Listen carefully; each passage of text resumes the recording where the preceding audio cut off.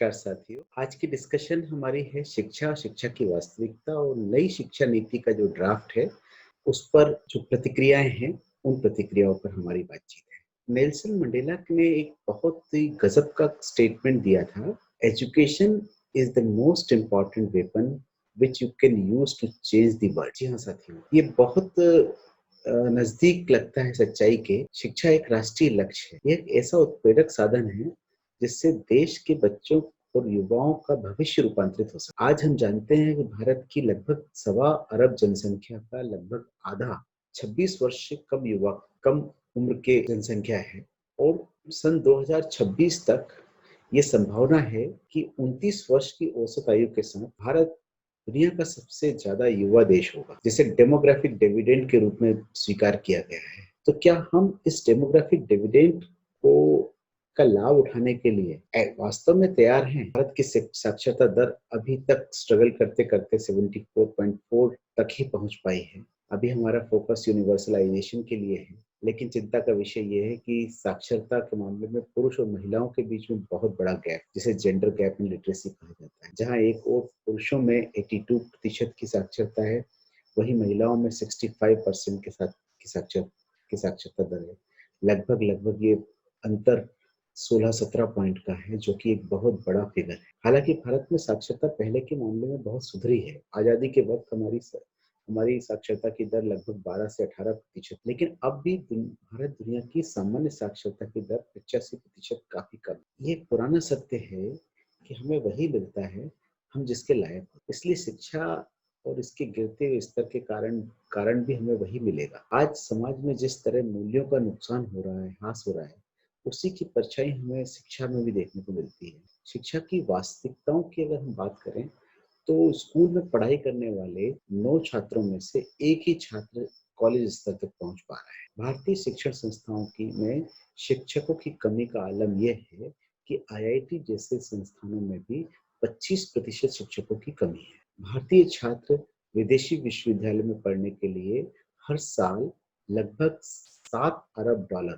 यानी कि 43,000 करोड़ रुपए खर्च करते हैं, क्योंकि भारतीय विश्वविद्यालयों की पढ़ाइयों का स्तर वास्तव में बहुत 1 लाख से ज्यादा भारतीय छात्र अकेले अमेरिका में पढ़ रहे हैं। अमेरिका जैसे देश अपनी उच्च शिक्षा की बदौलत विदेशी छात्रों से भी मुद्रा वसूली कर रहे हैं और अपने विकास में लगा रहे हैं। इसके उलट हमारे अपने ही छात्रों को अच्छी शिक्षा नहीं दे पाने के कारण हम अपनी मुद्रा गंवा रहे हैं। ये एक प्रकार से बड़ी अजीब सी स्थिति है। हमारे जो विश्वविद्यालय हैं, वो राजनीति के अखाड़े बन गए हैं। कुलपतियों की नियुक्तियां राजनयिक आधारों पर होती है। शिक्षा तंत्र दूसरे विभागों की तरह भ्रष्टाचार से लिप्त पड़ा हुआ है। शिक्षक छात्रों को पढ़ने के लिए आकर्षित करने में पूरी तरीके से विफल हो रहे हैं। हमारी आबादी की में 25 वर्ष तक युवाओं की संख्या लगभग 51% है। इनमें से मात्र 12% लोग ही उच्च शिक्षा तक के पाठ्यक्रमों तक प्रवेश ले पा रहे हैं। भारत में उच्च शिक्षा और अनुसंधान करने के रास्ते में एक बड़ी बाधा है उनके रिसोर्सेज की कमी। उच्च शिक्षा के बजट को 24% हिस्सा अगर रिसर्च क्षेत्र में दे दिया जाए, तो शायद कुछ संभावनाएं बनती हुई दिखेंगी। साथियों, शिक्षा में अगर हम प्राथमिक शिक्षा के क्षेत्र में देखें, तो इनकी अपनी समस्याएं हैं। विद्यालयों की कमी है, शिक्षकों की कमी है, बुनियादी ढांचे की कमी है, बिजली, पानी, शौचालय, बाउंड्री वॉल, ये सब समस्याएं हैं। गरीबी एक बहुत बड़ी समस्या है, बाल मजदूरी एक बड़ी समस्या है। इसके चलते सर्व शिक्षा अभियान के और जो शासन के जो यूनिवर्सलाइजेशन का जो लक्ष्य है, वो असर उस पर असर डालता है। एक तरफ यूनिवर्सलाइजेशन नहीं हो रहा है, दूसरी तरफ असर की रिपोर्ट बहुत घातक रिजल्ट बताती है। हमारी शिक्षा की क्वालिटी बहुत अपेक्षाकृत बहुत पुअर क्वालिटी की शिक्षा हम दे रहे हैं। असर के मुताबिक ग्रामीण क्षेत्रों में सरकार ने शिक्षा के बुनियादी ढांचे में भले ही निवेश किया है, लेकिन एक्चुअली शिक्षा में कोई खास सफलता नहीं प्राप्त हो पाई। अगर हम माध्यमिक क्षेत्र की बात करें, तो माध्यमिक स्तर में शिक्षा स्कूलों की कमी, पाठ्यक्रमों की उपलब्धता न होना, सामग्री की कमी, संविदा पे टीचर्स चल रहे हैं। 60% बच्चे 12वीं कक्षा के आगे पढ़ाई रखना जारी करना चाहते हैं, लेकिन सिबलिंग केयर एक बहुत बड़ा इशू है। आंकड़े बताते हैं कि सेकेंडरी स्कूल में अच्छे अंक लाने के दबाव में छात्रों में आत्महत्या की प्रवृत्ति भी बहुत तेजी से बढ़ रही है। अगर उच्च शिक्षा के बारे में देखें, तो उच्च शिक्षा के क्षेत्र में बहुत बड़ी समस्या ये है कि हमारे देश में यूजीसी के बजट का लगभग 65% केंद्रीय विश्वविद्यालय और उनके कॉलेजों द्वारा उपयोग किया जाता है, जबकि राज्य के विश्वविद्यालयों और उनसे संबंधित कॉलेजों को केवल 35% ही पैसा मिल पाता है। हायर एजुकेशन में टीचर्स की अवेलेबिलिटी एक बहुत बड़ा इशू है। इसके अलावा रोजगार परक कौशल का अभाव बहुत बड़ा समस्या है। हमारी भारतीय शिक्षा व्यवस्था इंजीनियर तो पैदा कर देती है, एंटरप्रेन्योर नहीं बना पाती। हमारे स्वरोजगार के लिए हमारी शिक्षा अभी उस दिशा में हम नहीं सोच पा रहे हैं। हमारी संस्थाओं का एक्रेडिटेशन एक बहुत बड़ा समस्या का कारण। भारत में उच्च शिक्षा का तंत्र अमेरिका और चीन के बाद विश्व का सबसे बड़ा तीसरा तंत्र है। विगत 50 वर्षों में देश में विश्वविद्यालयों की संख्या 11%, महाविद्यालय 12% और शिक्षकों की संख्या में 60% का इजाफा हुआ है। लेकिन मुश्किल ये है कि इसके बावजूद भी उच्च शिक्षा की सुलभता एक सपना बन के रह गई। विश्व का प्रथम विश्वविद्यालय 2800 वर्ष पूर्व तक्षशिला में स्थापित हुआ, जिसका नाम था नालंदा। अजंता, विक्रमशिला जैसे विश्वविद्यालयों ने देश विदेश में अनेक प्रतिभाओं को आकर्षित किया। यहाँ पढ़ना लोगों के जीवन का साथ बन गया। वहीं आज भारत की स्थिति यह है कि विश्व के 200 प्रसिद्ध विश्वविद्यालयों में एक भी इस तरह का विश्वविद्यालय भारत से बिलोंग नहीं। इसका अर्थ ये हुआ कि जनसंख्या की जो डेमोग्राफिक डिविडेंड की दृष्टि से भारत सबसे युवा देश होने के बावजूद भारत की सिर्फ 2% श्रम शक्ति ही कुशल है, जबकि दुनिया में दक्षिण कोरिया की अगर बात करें तो 96% श्रम शक्ति वहाँ की स्किल्ड है। यूएसए में 55% लेबर फोर्स स्किल्ड है। जर्मनी की 74% लेबर फोर्स स्किल्ड है।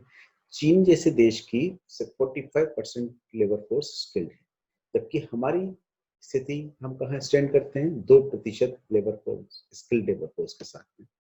इतने सारे वर्ष हम उच्च शिक्षा पर ध्यान देते रहे और एम्प्लॉयबिलिटी कोशेंट यानी कि रोजगार क्षमता बढ़ाने वाले कौशल प्रशिक्षण प्रयासों द्वारा कौशल जो स्किल लेबर फोर्स डेवलप करने का काम जो था, उसमें हमने कहीं बहुत बड़ी चूक की है। अब समय आ गया है कि उच्च शिक्षा और कौशल प्रशिक्षण दोनों को एक साथ एक ही जगह पर एक ही पाठ्यक्रम के साथ में भागमय रूप से सहज और इंटीग्रेटेड मैनर में अप्लाई किया जाए।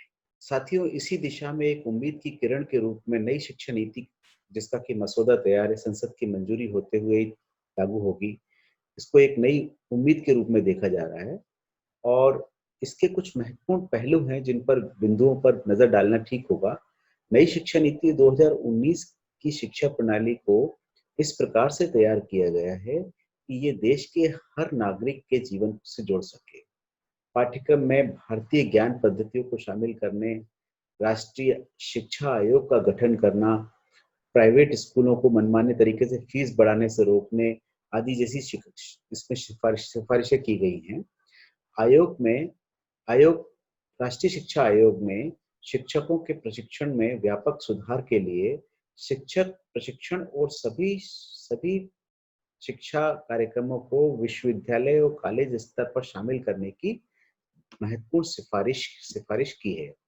राष्ट्रीय शिक्षा नीति को भारतीय लोगों, उनकी परंपराओं, उनकी संस्कृतियों और भाषाओं की विविधता को ध्यान में रखते हुए तेजी से बदलते समाज की जरूरतों के आधार पर तैयार किया गया बताया जाता है। मसौदे में 3 भाषाओं की नीति का प्रस्ताव किया गया है, जो कि विवाद का विषय बना है, जिसमें गैर हिंदी भाषी क्षेत्र में मातृभाषा, संपर्क भाषा, अंग्रेजी के अलावा तीसरी भाषा के रूप में हिंदी को अनिवार्य किए जाने की सिफारिश की गई है, जिसके कारण ये त्रिभाषी नीति को लेके दक्षिण के राज्यों में इस पर एक विवाद चल रहा है।